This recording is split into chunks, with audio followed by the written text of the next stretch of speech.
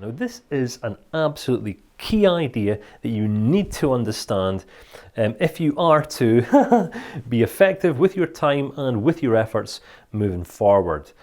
Many people get stuck in life, end up going around in circles, being superly busy whilst being also superly ineffective at exactly the same time because they don't understand the difference between the two. In life, we're either going to be output driven or we're going to be outcome orientated. All right, output driven or outcome orientated. And what this kind of looks like, I'm trying to use images on the board here because a picture can paint 1,000 words, can't it? So some people, for example, I've got a friend, kind of ish, more of an associate, someone that I know, who is an email marketer. All right, so this email marketer is very much an output-driven person, and I've done my best to influence his thinking in recent years, but he won't have it. He's a little bit stubborn. So his outputs, what he wants to achieve is his goal every single week is to send an email marketing sequence to 1 million people. Right, that's it. He wants to send an email marketing sequence to 1 million people every single week. So this is what preoccupies his time. His mindset being that if I can send emails out to more and more and more and more people, then I might sell more stuff. Then I should sell more stuff, surely. All right. So that's kind of what happens. Picture the guy. So in relation to that guy I've just talked about, the email marketer, consider there was a guy in the woods who was firing arrows from his bow, right? And he walks into the woods and he says, right, okay, my goal is just to fire 50 arrows. I just need to fire 50 arrows. That's my goal. So he goes out into the woods and he pew, pew, pew, pew, pew, fires always 50 arrows, and then that's me, I'm done. And he goes home. What sense of satisfaction do you think he's going to get from having just fired 50 arrows? Because these arrows aren't actually getting fired in any particular direction, right? So he's just firing arrows. And this is kind of like what busyness looks like. Some people get really, really busy in life. I have a member of my family, an in-law. Anytime you speak to this person, say, oh, hi, in-law. How are you doing? What's going on? Oh, I'm busy. Oh, I'm busy, busy, busy. So fantastic. You busy doing anything effective? You busy doing anything productive? Or are you just firing arrows?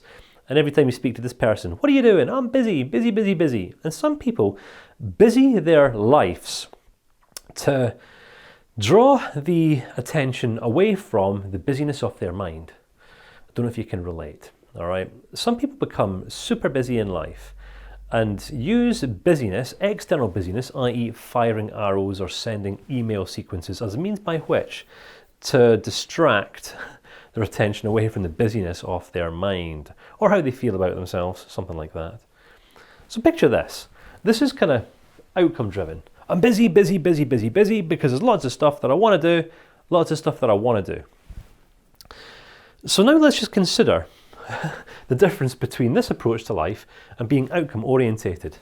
So here he is, same bowman comes along, says, right, my goal is to hit that target. And he has 5 arrows in his back. He could even have 50 arrows in there.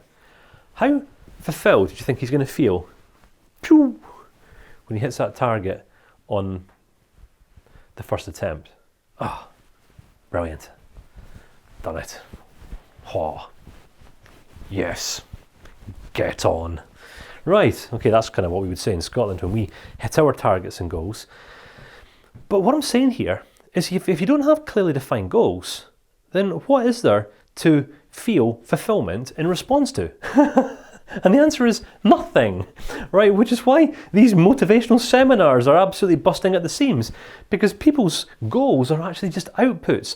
This week I want to send so many emails. This week I want to fire so many arrows. This week I want to sell so many cars. This week I want to make this much money. But for what purpose? What's the target?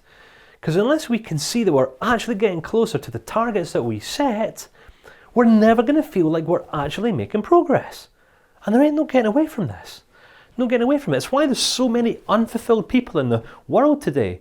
People who are busy. There's a lot of really busy people, but there's not so many effective people, because efficiency looks like hitting the targets that we actually aim our efforts towards, metaphorically speaking. You're catching what I'm cooking, you're catching my drift. Right, so I want to build this idea now into one of my more signature teachings, all right? I want you to consider this idea that you will live your life in a state of constant and ongoing comparison. Now, granted, some people do a pretty good job of comparing themselves to other people. Sometimes we put people up on a pedestal, sometimes we put them down. When we put people up on a pedestal, we sometimes unintentionally put ourselves down. Sometimes we look down on people and we put ourselves up on a pedestal of self-righteousness and ego and arrogance and all that sort of thing. So I'm not talking about that. I'm talking about how it is that we sometimes compare ourselves to ourselves. Right. Two different parts of us. There is our current conditions. So there is our current conditions in life. It's our reality. It's how things are for us today. It's where we're at in life. And then we have our ideal conditions, right? Our goals, the things that we want to see happen, the things that we would like to experience more of in life. Now, this can be a real sticking point for some people because, on one level, many people don't take time to really define and articulate specifically what it is that they want. So they end up focusing on this instead, their current conditions. When a person feels sad, do you think a person feels sad or depressed because they are progressing towards their ideal? Do you think that a person will become depressed when they can see that they're actually moving forward towards the ideal set of conditions that they foresee for their life, which essentially gives us a sense of vision and direction and purpose? When we start realizing that we're getting closer to our goals, our objectives, do you think that we're going to be more inclined to experience hope, excitement, passion, vigor? Or do you think we're going to feel sad and depressed and anxious and all that kind of stuff? Well, some people will say, well, sadness and depression can't do anything about these things. I would be inclined to say that one can, right? One most certainly can. But we've got to understand where our focus is going, because where the focus goes, my friend, the energy will flow, all right? Where the energy goes, where the focus goes, the energy will flow. So, our current conditions make up how our life, work, social circumstances are today. So you're at where you're at, right? Your life today will either be ideal or it's less than ideal. Look at your marriage or the lack of marriage that you have. Do you want a family? Have you got a family? Is it as healthy as what it could be? Look at the state of your finances. Look at the state of your career, your ongoing personal development. Are you being as philanthropic as what you want to be? Progress in life is about filling voids. So any one of those sets of questions where you gave less than a 10 out of 10, I'm not completely satisfied, well, this is something that if you choose to, you can build goals around. All right? Our goal should be in life to have 10 out of 10 for everything.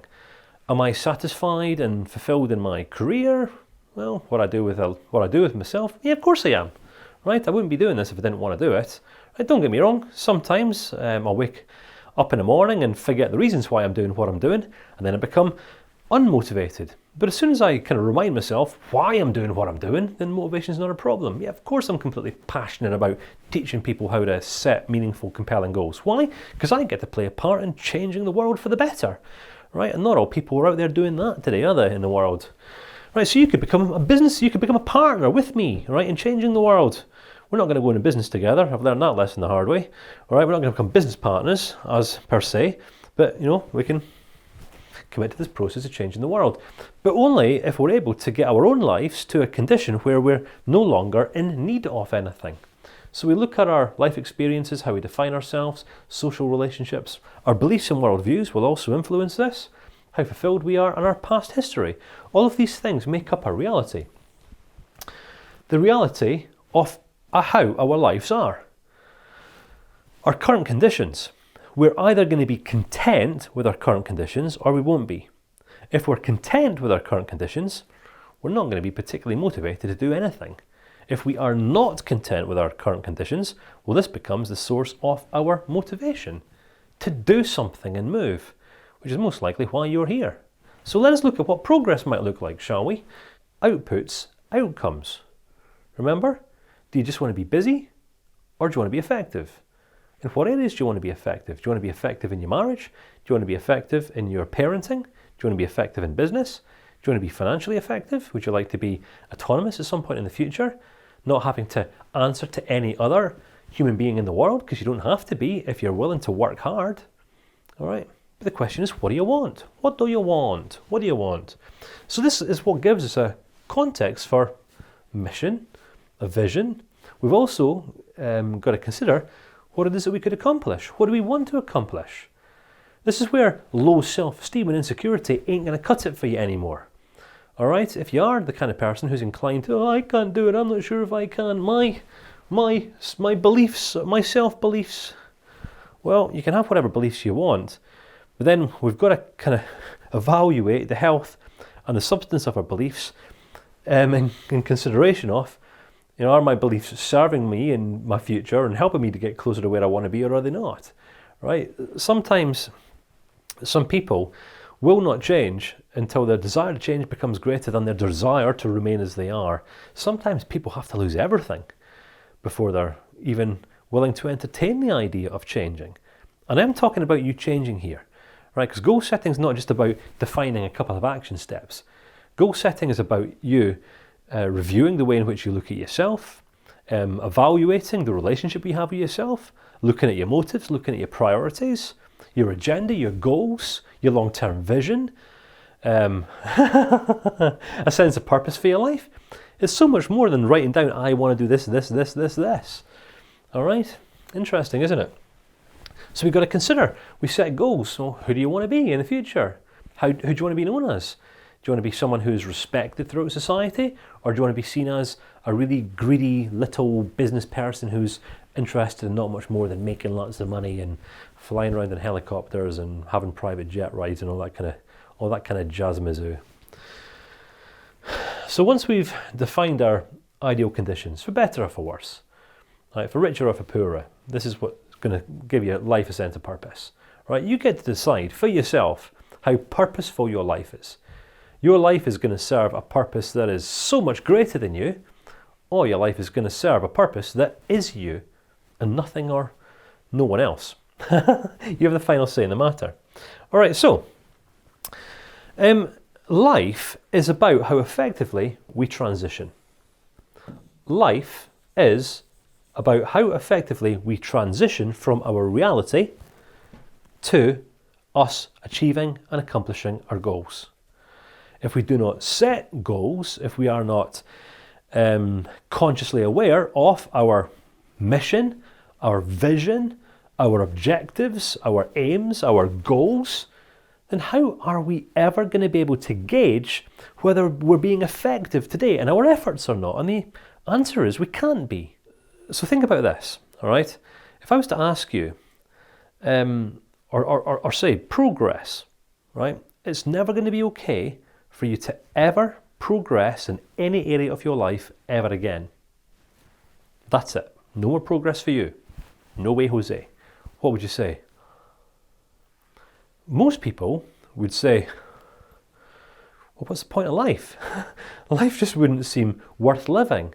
Well, that's the right response. That is the right response. Because unless we can gauge our progress in alignment with the goals that we set, we're going to end up feeling like we're going round and round and round and round and round and round in circles today, which is where many people live their lives. Why is it that so many people fail to make progress in life? It's because their life experiences, what they're going through today, are less than ideal. How they define themselves is perhaps insufficient or not quite enough in some way. Their social relationships just aren't where they want them to be. They're perhaps not in that meaningful, intimate relationship. They have all sorts of detrimental worldviews. They buy into all sorts of silly ideas about themselves and about the world. They have all sorts of beliefs that they'll spend years of their life trying to justify that no one else actually cares about. Then they look at how fulfilled they are and they'll say, oh, I'm not fulfilled. Because their focus just goes in all this silly stuff. All right? Some people spend their whole life looking back at the past. all the things that never happened yesterday, instead of all the things that could happen tomorrow. And again, wonder why they're not incentivized or motivated to move and drive their lives forward. So what do they end up doing?